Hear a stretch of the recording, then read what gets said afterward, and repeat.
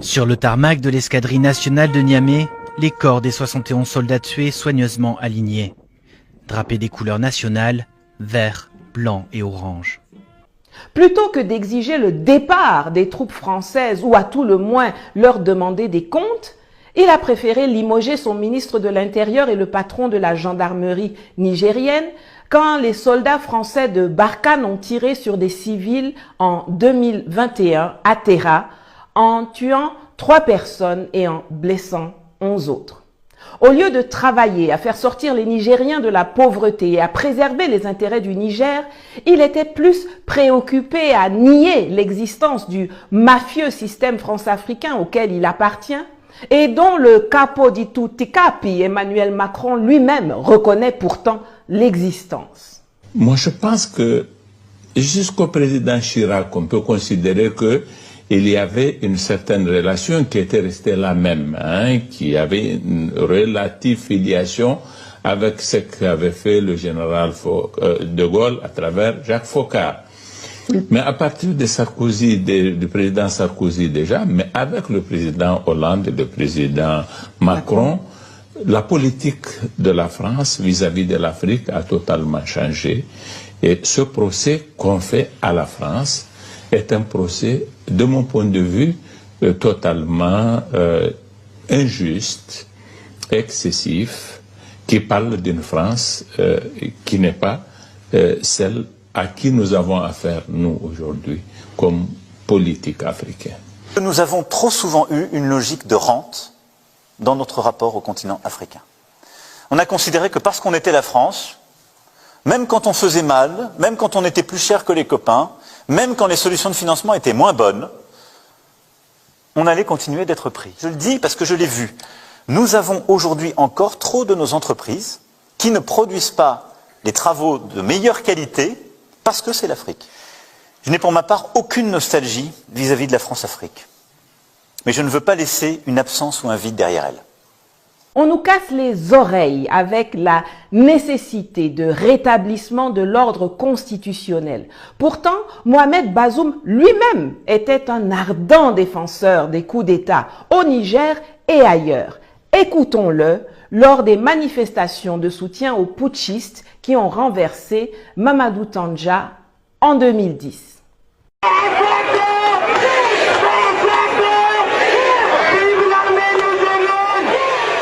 À l'appel de la CFDR, la coordination des forces de défense de la démocratie et la République, regroupant des partis d'opposition et organisations de la société civile, ces manifestants sont venus apporter leur soutien à la junte qui vient de prendre le pouvoir.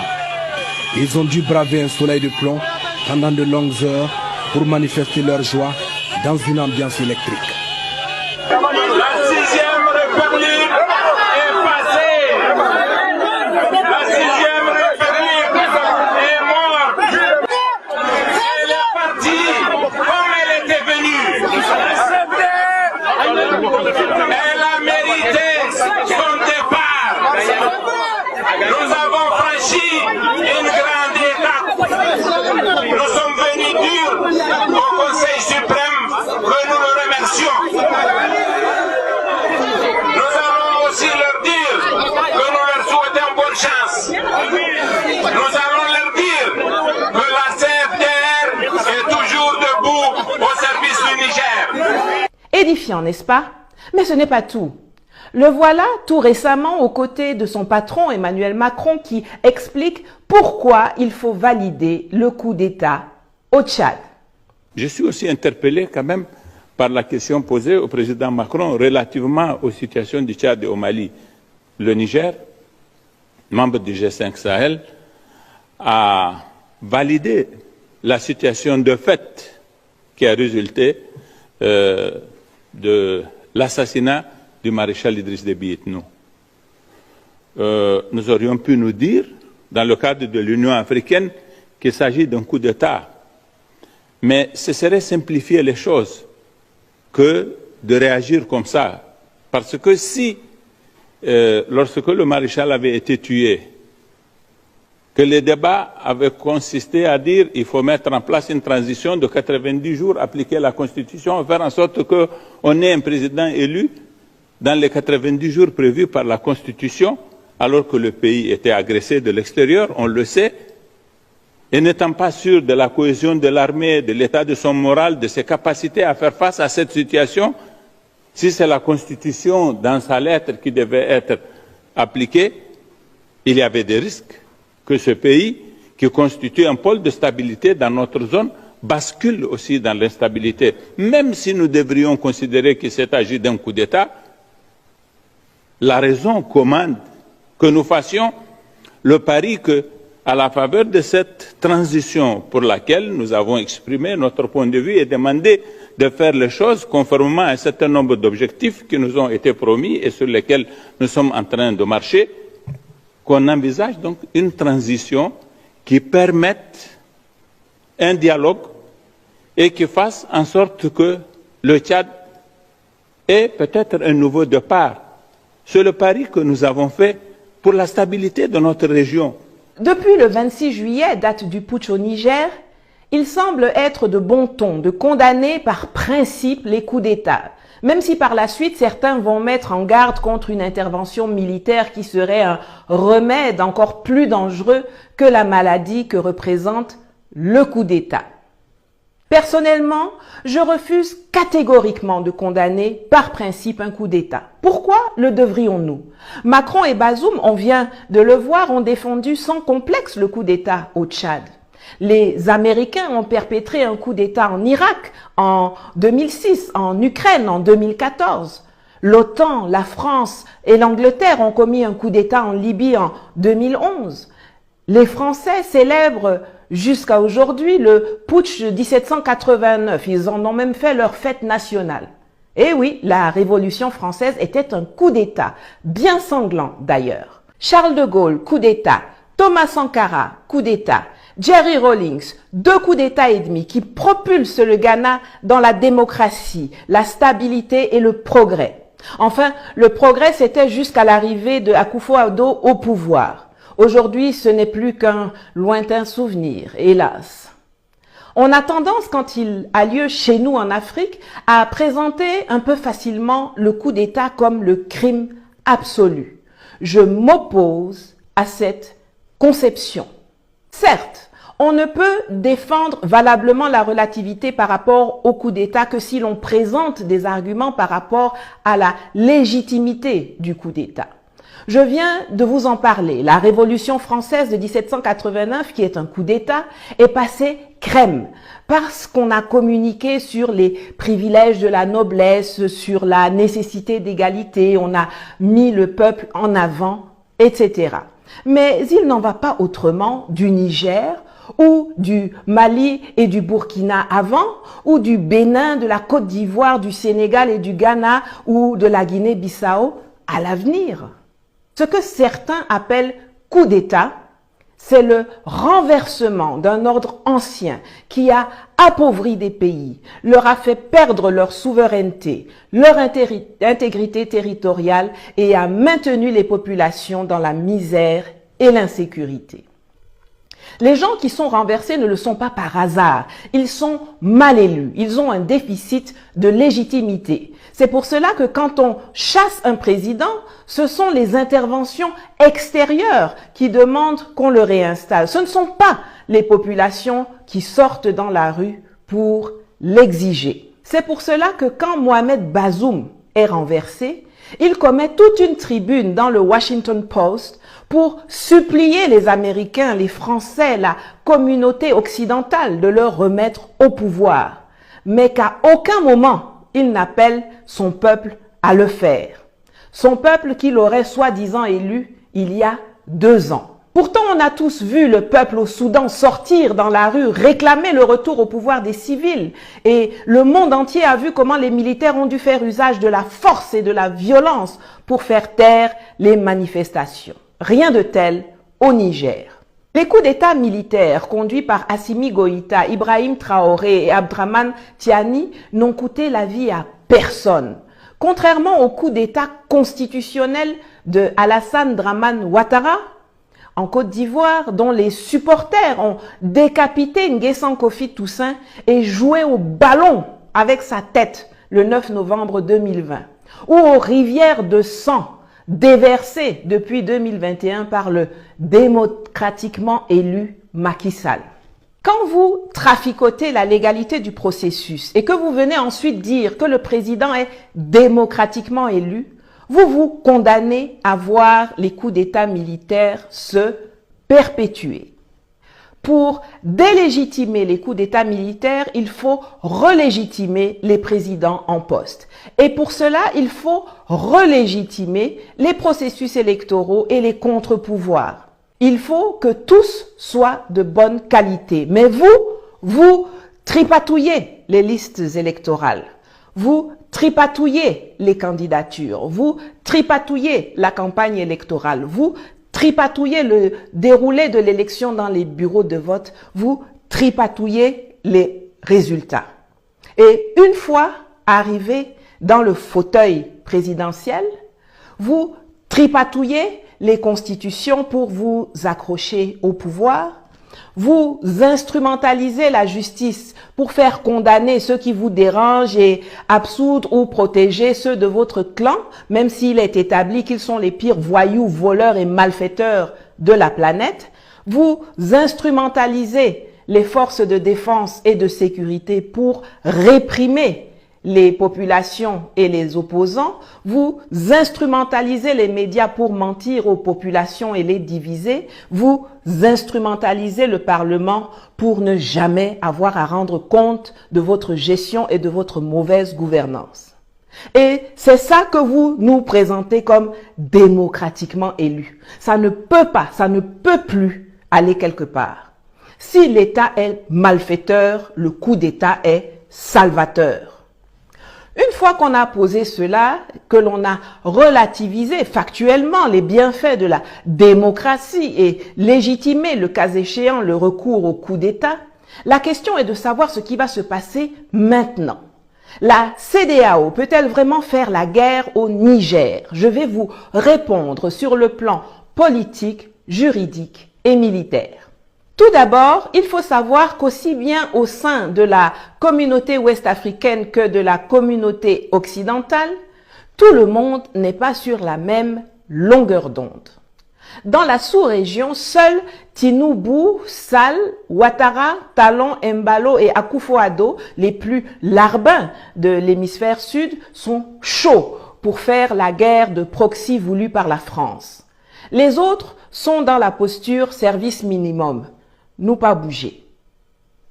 Comme Macky Sall, qui par la voix de son état-major vient d'ordonner la mobilisation des soldats en fin de mission au Mali avec l'éjection de la MINUSMA pour les redéployer au Niger, ils ont besoin d'occuper leurs armées avec des interventions extérieures pour qu'ils ne leur viennent pas à l'idée de s'inspirer de leurs voisines pour les renverser eux-mêmes.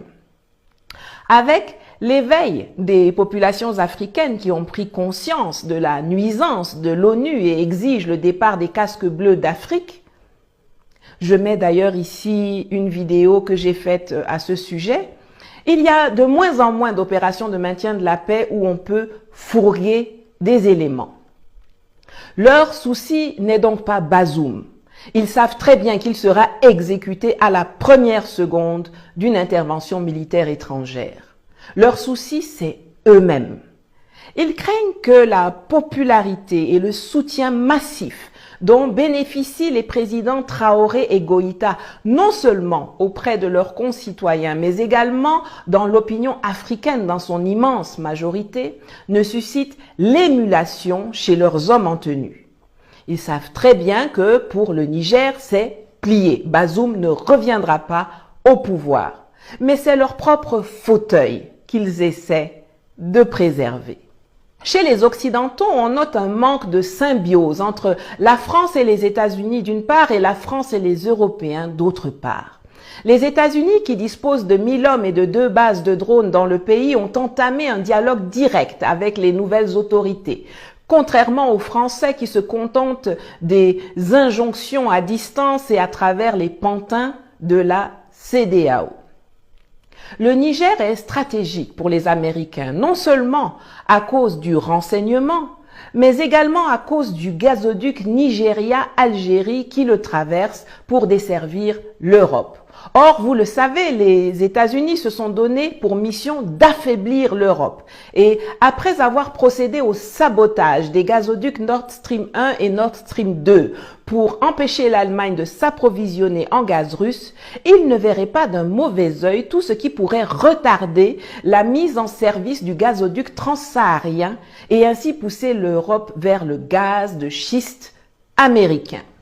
De leur côté, les Allemands ont annoncé privilégier la médiation et les Italiens, par la voix de leur ministre des Affaires étrangères, ont taclé sévèrement la France en déclarant que, je cite, « l'Europe ne peut pas se permettre un affrontement armé. Nous ne devons pas être vus comme de nouveaux colonisateurs. Au contraire, nous devons créer une nouvelle alliance avec les pays africains qui ne soit pas basée sur l'exploitation. » Fin de citation.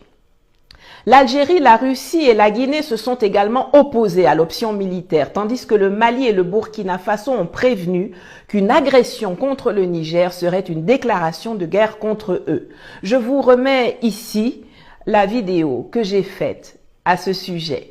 Ça, c'est au niveau des États. Au niveau des peuples, c'est encore plus net. Les parlementaires, les religieux, les sociétés civiles, notamment dans les pays va-t-en-guerre comme le Nigeria, le Bénin ou le Sénégal, se sont clairement exprimés contre les choix de leurs dirigeants.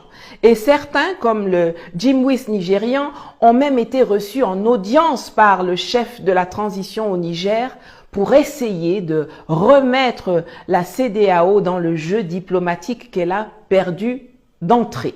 Sur le plan militaire, aucun des pays belliqueux, France y compris, ne peut gagner une guerre.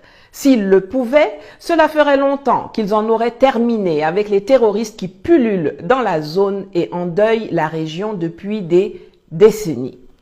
En minorité sur le plan politique et militaire, Paris et son carteron d'esclaves de maison sont carrément hors la loi sur le plan juridique. Non seulement la CEDEAO est dans l'illégalité la plus totale en ce qui concerne les sanctions qu'elle a prises à l'endroit du peuple nigérien, mais son appareil normatif n'autorise aucune possibilité d'agression d'un pays membre de la communauté pour y rétablir l'ordre constitutionnel. Par ailleurs, le droit international est très clair à ce sujet. Aucune intervention ne peut avoir lieu sans l'approbation du Conseil de sécurité de l'ONU. L'article 53.1 de la Charte de l'ONU est sans équivoque. Lisez vous-même avec moi. Aucune action coercitive ne sera entreprise en vertu d'accords régionaux ou par des organismes régionaux sans l'autorisation du Conseil de sécurité. Fin de citation. La Russie et la Chine opposeront sans suspense leur veto, c'est donc l'impasse.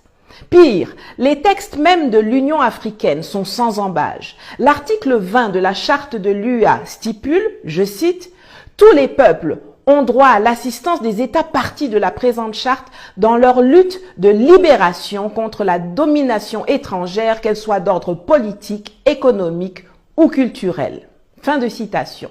Mais au lieu de se tenir aux côtés du peuple nigérian, qu'on a tous vu sortir pour célébrer les auteurs du coup d'État, qu'on a tous vu sortir dans les rues pour manifester leur joie de voir Bazoum, le complice de la prédation économique étrangère, être renversé, qu'on a tous vu sortir pour manifester devant la base militaire française à Niamey pour réclamer le départ de l'armée d'occupation française, voilà ces malfaisants qui se précipitent plutôt pour agresser le peuple du Niger en le privant de médicaments, d'électricité, de contact avec l'extérieur, de nourriture, de produits de première nécessité. Tout ça pour sauver un proconsul et les intérêts de la France-Afrique et de puissances étrangères. Pour tous ces partisans de la junte, cette base militaire française de Niamey est une cible de choix, l'un des catalyseurs de leur colère. Hier, ils se sont rassemblés pour exiger encore une fois le départ immédiat des soldats français. Ce que nous demandons, c'est que les Français prennent leurs affaires ailleurs et nous rendent notre pays. Nous sommes fatigués d'eux, ils nous ont causé des problèmes. Toute la richesse de notre pays est avec eux, ils font de nous ce qu'ils veulent. Nous ne sommes plus d'accord. Les marches de soutien au CNSP se multiplient encore et encore dans la capitale Niamey. Ce jour 13 août, c'est le comité des sages de Niamey qui est sorti massivement, entraînant une foule immense de la place Toumo jusqu'à la place de la Concertation, en passant par le rond-point terrain musulman, le rond-point église et celui du commissariat central. Tout au long du trajet, les manifestants, pancartes en main, marchent en scandant des slogans comme « Vive le Niger »,« Vive le CNSP » ou encore « Abat les bases militaires françaises sur le territoire nigérien ». Des gens qui ne respectent pas la constitution de leur propre pays, qui ne respectent pas les textes de leur propre organisation sous-régionale.